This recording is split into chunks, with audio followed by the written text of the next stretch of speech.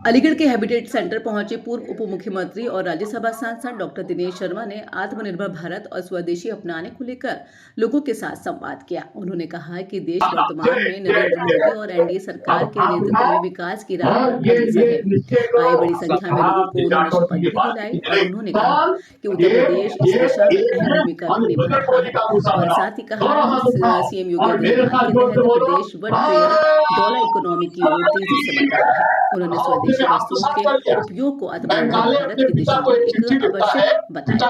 इसके साथ उन्होंने विपक्षी दलों पर भी निशाना साधा। अपनी सेना को भेज के मरवा के उन पे राज कर लो। वो कहता नहीं, मैं इनको जिंदा रखूंगा, जिंदा रखने के साथ इनके संस्कृत के विद्यालय बंद करा दूंगा। स्वदेशी अपनाने के लिए नई पीढ़ी तक इसका महत्व पहुंचाऊंगा। पारिवारिक और सामाजिक जीवन में भारतीय भाषाओं। हम सब अलीगढ़ में भारतीय जनता पार्टी का आत्मनिर्भर भारत कार्यक्रम के अंतर्गत स्वदेशी अभियान के अंतर्गत एक विशाल प्रबुद्ध सम्मेलन, जिसमें समाज के विभिन्न वर्ग यहाँ पर आए थे, उनके बीच में कार्यक्रम था। और निश्चित रूप में भारत जिस तेजी के साथ आज मोदी जी के नेतृत्व में भारतीय जनता पार्टी की एनडीए सरकार के अंतर्गत बढ़ रहा है, विकसित भारत की जो यात्रा है वो हमारे उत्तर प्रदेश से होकर जाएगी। और योगी जी ने ये निश्चय किया कि $1 ट्रिलियन की इकोनॉमी के साथ वो आज इस भारत को तरक्की की तरफ ले जाने में उत्तर प्रदेश का योगदान करेंगे। आज जहां धार्मिक पर्यटन से हमारी आय कई गुना बढ़ी है, कुंभ का उत्सव हो, शिवरात्रि का उत्सव हो, रामनवमी का उत्सव हो, रामनवमी का, आज अयोध्या, मथुरा, काशी, नैमिषारण और नैमिषारण के साथ साथ हमारा माता विंध्यवासिनी और चित्रकूट धाम, ये धार्मिक पर्यटन की दृष्टि से आज आय सृजन का बहुत बड़ा भाग हो गए हैं। जेवर का एयरपोर्ट बनने के बाद 1/3 आमदनी उत्तर प्रदेश की जेवर के हवाई अड्डे और उसके आसपास के क्षेत्रों से मिलने वाली है। जिस प्रकार से एक्सप्रेस वे, जिस प्रकार से 2 हवाई अड्डे वाला उत्तर प्रदेश था, आज 22 हवाई अड्डे का निर्माण हो रहा है। रेलवे की वंदे भारत ट्रेन से लेकर और तमाम प्रकार की नए नए रेलवे स्टेशन और ट्रेनें चल रही हैं। हमारे उद्योग बढ़े हैं और उद्योगों के साथ जो प्रधानमंत्री का आह्वान है स्वदेशी उत्पादन, और स्वदेशी उत्पादन के साथ स्वदेशी वस्तुओं का उपभोग, स्वदेशी भाषा, स्वभाषा, और स्वभाषा के साथ साथ जो हमारा आचरण है, आवरण है, जो हमारा लिबास है, सब कुछ स्वदेशी, यानी स्वदेशी मन, स्वदेशी धन, स्वदेशी उत्पादन, स्वदेशी भाषा। और ये आत्मनिर्भर भारत का ये सूत्र वाक्य है, जिसको लेकर हम लोग जगह जगह पर ऐसे कार्यक्रम, प्रबुद्ध सम्मेलनों के माध्यम से जनता में जागरण का काम कर रहे हैं।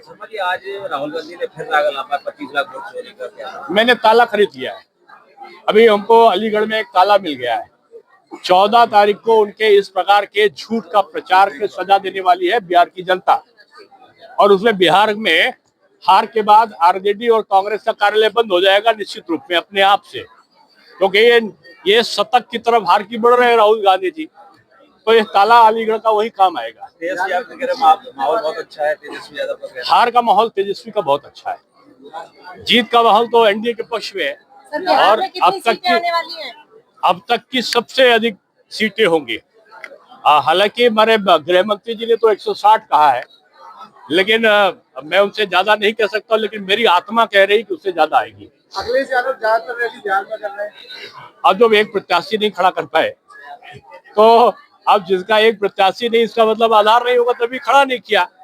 अब कोई भी प्रचार कहीं भी कर सकता है। बहुत सारे लोग तो न्यूयॉर्क में और वाशिंगटन में भी प्रचार करने की इच्छा रखते हैं। सर, पाकिस्तानी लश्कर कमांडर ने भारत पर आतंकवादी हमले की धमकी दी है। अरे पाकिस्तानी लश्कर का कमांडर अपने को पहले बचाए। मसूद अजहर रो रहा है, और रो इसलिए रहा कि पहले की तरह खुलेआम अब वो प्रचार नहीं कर पाता भारत के खिलाफ। वो अपने को छुपाए और लुकाए घूम रहा है। भारत बोला नहीं जो डर जाए। भारत ना डरता है, ना डराता है, और ना झुकता है, ना झुकाता है। भारत अब शेर नहीं, अब सवा शेर है। अब संसद में झुका हुआ शेर की मूर्ति नहीं है, मोदी जी ने दहाड़ते हुए शेर की मूर्ति लगवा दी है। सर, आपने आत्मनिर्भर भारत की बात की, अभी भी देखने को मिल रहा है कि चाइना से काला एक्सपोर्ट हो रहा है। देखो, एकदम से जो कह देने के बाद तत्काल सब कुछ खत्म हो जाएगा, ये धीरे धीरे भारत को स्वावलंबी बनाने की तरफ हम लोग आगे बढ़े हैं। शुरुआत जब होती है तो शुरुआत के अच्छे फल आते हैं। और आपने अगर ये बात जो आपने कही, इसका उत्तर ये है कि हर साल दिवाली में चाइनीज झालर की बहार होती थी।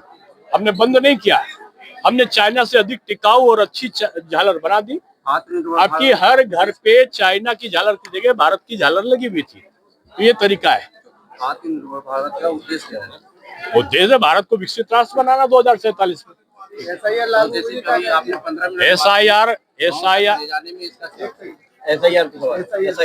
SIR भारत की चुनावी व्यवस्था का वरदान है, लोकतंत्र की रक्षण का भाव पैदा करने का।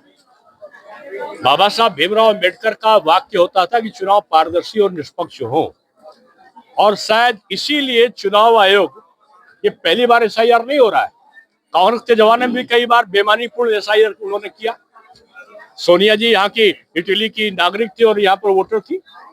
अब वो चीज ना होने पाए कि म्यांमार का आदमी यहाँ वोटर बन जाए, या बांग्लादेशी वोटर बन जाए, पाकिस्तानी वोटर बन जाए। ये मोदी युग है, यहाँ वो वोटर नहीं बन सकता। यहाँ पर तो वो घुसपैठिया होगा, और घुसपैठिया के साथ भारत की सेना ठीक से आचरण करेगी।